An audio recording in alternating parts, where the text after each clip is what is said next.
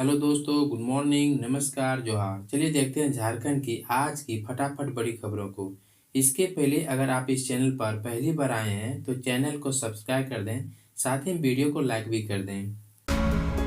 झारखंड में 2,91,000 अबुआ आवास को मिली स्वीकृति। आचार संहिता खत्म होने के बाद शुरू होगी प्रक्रिया। ग्रामीण विकास विभाग ने अबुआ आवास योजना के दूसरे चरण में 2,91,000 आवास को स्वीकृति दी है। दूसरे चरण में 4.5 लाख लाभुकों को आवास देना है। आदर्श आचार संहिता खत्म होने के बाद शेष 1,59,000 आवास योजना की स्वीकृति दी जाएगी। इसके बाद इसके निर्माण के लिए आगे की प्रक्रिया की जाएगी। अब तक पहले चरण के तहत 1,99,000 आवास योजना को स्वीकृति दी गई है। पहले चरण में 2 लाख आवास देना तय किया गया था। इस तरह राज्य के मध्य से अब तक 4,90,000 आवासों को स्वीकृति दी गई है। पहले चरण के सभी आवासों पर काम जारी है। अब दूसरे चरण के आवासों पर काम होगा। सबसे पहले तोरपा, आखिर में चतरा का आएगा रिजल्ट। आज शनिवार सुबह 9:30 बजे पहला रुझान। शाम तक क्लियर होगा झारखंड में किसकी सरकार। झारखंड विधानसभा चुनाव की मतगणना शनिवार सुबह 8 बजे शुरू होगी। राज्य के सभी 24 जिला मुख्यालयों में मतगणना केंद्र बनाए गए हैं। सबसे पहले पोस्टल बैलेट की गिनती होगी। 8:30 बजे से ईवीएम के वोटों की गिनती शुरू की जाएगी। अगर 8:30 बजे तक पोस्टल बैलेट की गिनती पूरी नहीं हुई तो वह जारी रहेगी, पर इसके लिए ईवीएम के वोटों की गिनती नहीं रोकी जाएगी।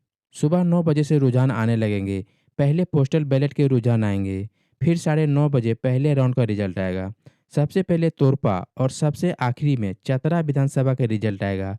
पोस्टल बैलेट की गिनती और ईवीएम के वोटों की गिनती के लिए अलग अलग हॉल बनाए गए हैं। सभी पोस्टल बैलेट संबंधित विधानसभा क्षेत्रों में भेज दिए गए हैं। काउंटिंग हॉल में लगे टेबल, पोलिंग स्टेशन की संख्या और मतगणना राउंड को देखें तो सबसे पहले तोरपा का रिजल्ट आएगा, तो सबसे बाद में चतरा का परिणाम आएगा।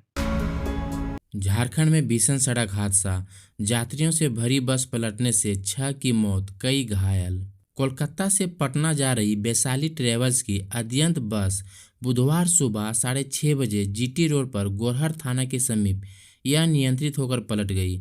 हादसे में बस में सवार 6 यात्रियों की दर्दनाक मौत हो गई, जबकि 1.5 दर्जन से अधिक महिला पुरुष यात्री घायल हो गए हैं। मृतकों में 4 महिलाएं और 2 पुरुष शामिल हैं। इनमें से अब तक केवल 2 लोगों की पहचान हो पाई है। हादसे की सूचना मिलते ही गोरहर पुलिस घटनास्थल पर पहुंची और राहत व बचाव कार्य शुरू किया। बस का गेट तोड़कर सभी यात्रियों को बाहर निकाला गया। इनमें से घायलों को तत्काल इलाज के लिए बरकट्ठा स्वास्थ्य केंद्र भेजा गया। यहां प्राथमिक इलाज करने के बाद घायलों को हजारीबाग स्थित शेख भिखारी मेडिकल कॉलेज एवं अस्पताल में भेज दिया गया।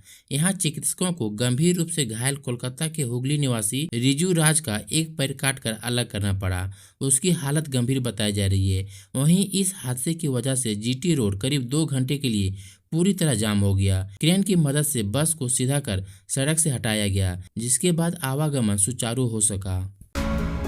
शादी कर भाग रहे प्रेमी जोड़े को परिजनों ने पकड़ा, बीच सड़क खूब हुआ हंगामा। लव मैरिज कर भाग रहे प्रेमी जोड़े को गुरुवार की रात परिजनों ने धनबाद के सराय ढेला के स्टील गेट में पकड़ लिया।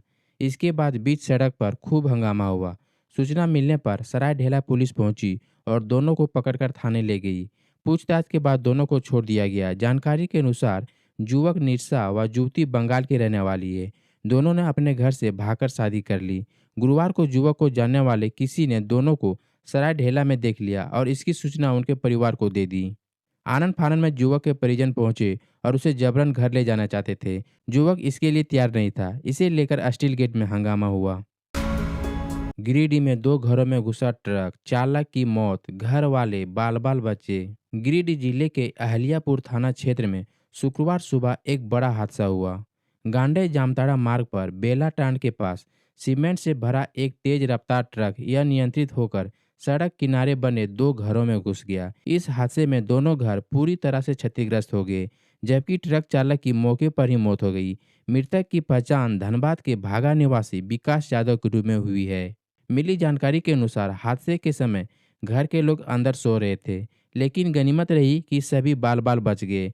घटना के बाद इलाके में अफरा तफरी मच गई। स्थानीय लोग और पुलिस मौके पर पहुंचे और राहत का कार्य शुरू किया। शनिवार सुबह 8 बजे से होगी काउंटिंग। सीएम हेमंत सोरेन ने कार्यकर्ताओं से रिजल्ट आने तक सजग और सतर्क रहने को कहा। ये आज शनिवार सुबह 8 बजे से वोटों की गिनती शुरू हो जाएगी। सबसे पहले तोरपा और सबसे अंतिम में चतरा का रिजल्ट आएगा। इस मौके पर सीएम हेमंत सोरेन ने अपने कार्यकर्ताओं से सजग और सतर्क रहने के लिए कहा है। सोरेन ने कहा, आज झारखंड विधानसभा चुनाव की मतगणना का ऐतिहासिक दिन है। आने वाला कल झारखंड का है, झारखंड वासियों का है, अबुआ दिसोम अबुआ राज का है। झामुमो और इंडिया गठबंधन के सभी कर्मठ साथियों से अपील है कि आज हमें अपने अपने काउंटिंग सेंटर्स पर सजग और सतर्क होकर काउंटिंग की पूरी प्रक्रिया में भाग लेना है। जीत का सर्टिफिकेट लाने तक हमें डटे रहना है। आप सभी को आज मतगणना की बहुत बहुत शुभकामनाएं और जोहार।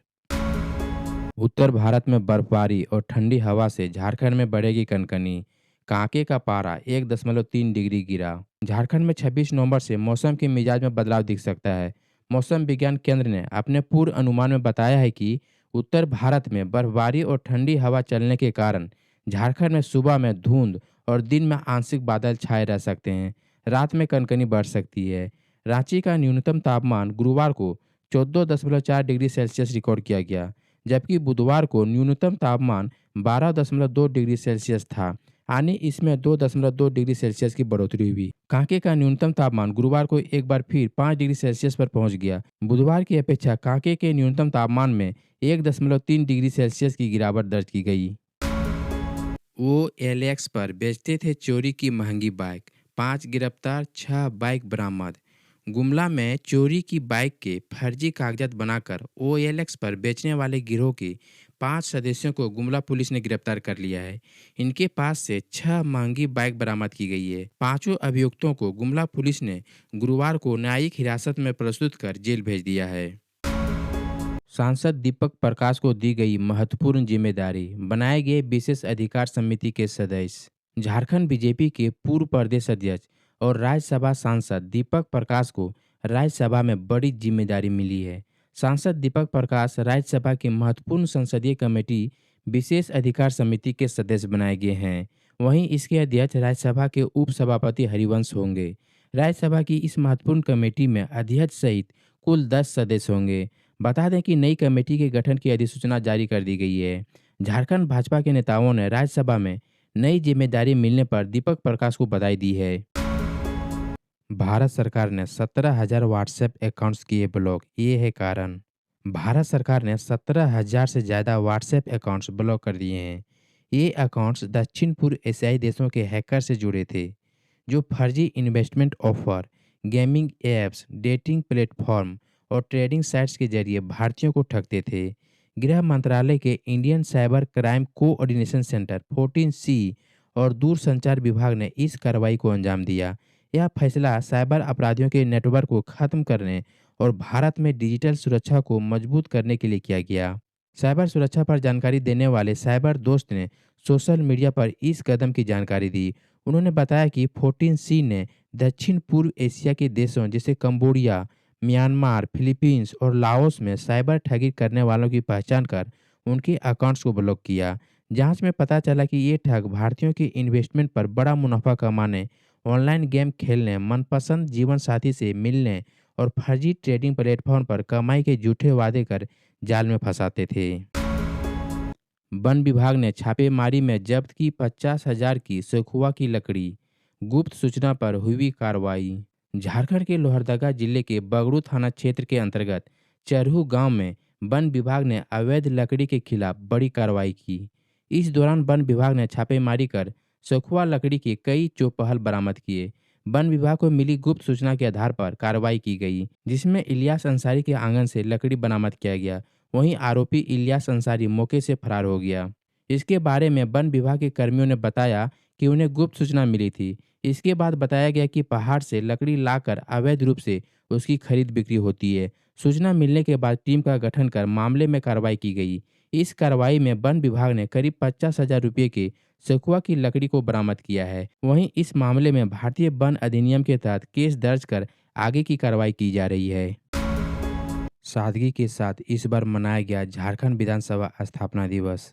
प्रतिवर्ष 22 नवंबर को झारखंड विधानसभा का स्थापना दिवस मनाया जाता है। राज्य में विधानसभा चुनाव को लेकर लागू आचार संहिता को ध्यान में रखते हुए इस वर्ष सादगी के साथ झारखंड विधानसभा की स्थापना दिवस मनाया गया।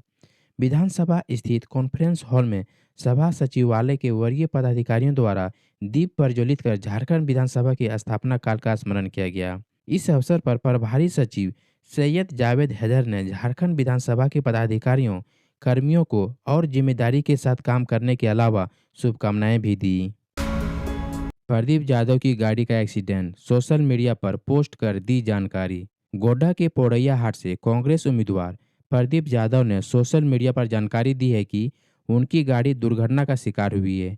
हालांकि वह पूरी तरह से ठीक हैं। प्रदीप ने लिखा है, मेरी गाड़ी में एक ट्रक से पीछे से ठोकर लगी है। फिलहाल किसी भी प्रकार की कोई क्षति नहीं हुई है। आप सब घबराएं नहीं, मैं सकुशल हूँ। झारखंड में चुनाव प्रवास के दौरान शिवराज सिंह चौहान ने लगाए कुल 50 पौधे। केंद्रीय मंत्री और झारखंड चुनाव प्रभारी शिवराज सिंह चौहान ने विगत 3 वर्ष से अधिक समय से लगातार रोज एक पौधा लगा रहे हैं। वह लोगों के जन्मदिन, पुण्यतिथि, स्मृति दिवस, विशेष उपलब्धियां या किसी विशेष प्रायोजन के अवसर पर जनता के साथ पौधा लगाते हैं। उन्होंने अपने इस अभियान के अंतर्गत अब तक 4000 से अधिक पौधे लगाए हैं। झारखंड प्रवास के दौरान केंद्रीय मंत्री ने झारखंड के रांची, जमशेदपुर, नेतरहाट, देवघर, बोकारो, धनबाद सहित विभिन्न शहरों में यहाँ की जनता के साथ पौधारोपण किया। अनेक ऐसे अवसर भी रहे जब भोपाल या दिल्ली से पौधा लगाकर आने के बाद भी जनता के साथ झारखंड में पौधारोपण किया। शिवराज सिंह चौहान ने झारखंड में विगत 3 माह के प्रवास के दौरान कुल 50 पौधे लगाए। कल झारखंड से जाते समय रांची स्थित निवारनपुर में लोगों के साथ भी उन्होंने पौधारोपण किया।